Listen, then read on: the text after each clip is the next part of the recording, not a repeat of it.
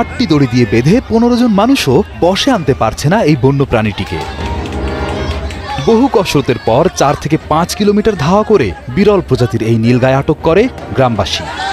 অনেক শক্তি, আর 15-20 জন ধরে আর পিতে পারে না। দুষ্প্রাপ্য এই বন্য প্রাণীটি দেখতে অনেকটা ঘোড়ার মতো, তবে এর মাথায় রয়েছে গরুর মতো শিং আর মুখ অনেকটা হরিণের মতো লম্বা। তবে বন্য এই প্রাণীটি এতটাই শক্তিশালী যে একে বশে আনতে রীতিমতো 15 থেকে 20 জন মানুষকে গলদঘর্ম হতে হয়। উত্তর দিক থেকে আসছে, সবাই ধাওয়া করে গরুকে থামা যায় না। বিরল প্রজাতির এই নীলগাইটি ধরা পড়েছে চাঁপাইনবাবগঞ্জের শিবগঞ্জের সীমান্তবর্তী এলাকার গ্রামবাসীর কাছে।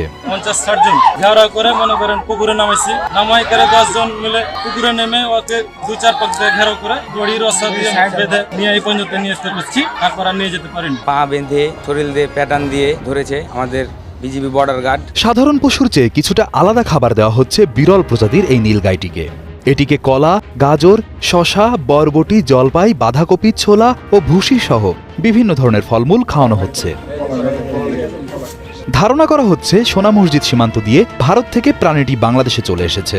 এটা তো আমরা ভাবছি যে ইন্ডিয়া থেকে আসছে, কোথায় থেকে আসছে না ইন্ডিয়া থেকে আসছে, কোথায় থেকে আসছে এইটা আসছে। গত 26শে অক্টোবর চাঁপাইনবাবগঞ্জের সীমান্ত পিলার থেকে আনুমানিক 4 কিলোমিটার বাংলাদেশের অভ্যন্তরে হাউসনগর এলাকায় পুরুষ নীলগাইটিকে ছোটাছুটি করতে দেখে এলাকাবাসী।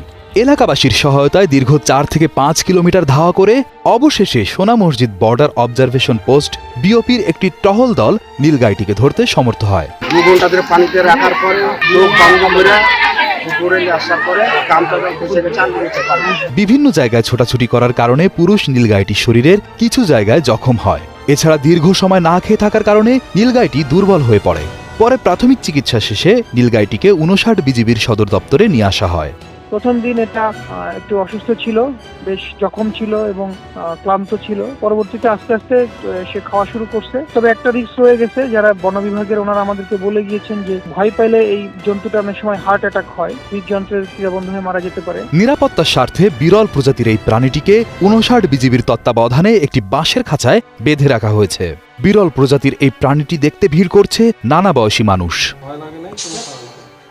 নীলগাই প্রাণীটির প্রাণী সম্পদ বিভাগের সাথে কোনো সম্পর্ক নেই, এটি বন ও পরিবেশ মন্ত্রণালয়ের সম্পদ।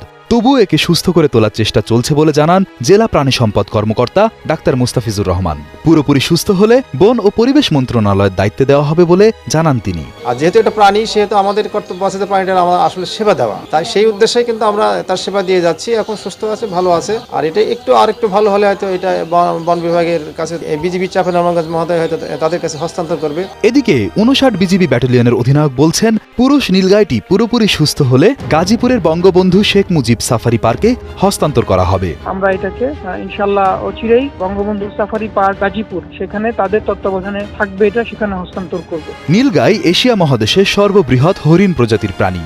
গায়ের রং নীল না হলেও তার নাম নীলগাই। বিরল প্রজাতির এই প্রাণীটির গায়ের রং বাদামি বা ধূসর। লম্বা শিং ও কান আছে যা দেখতে কিছুটা হরিণের মতো।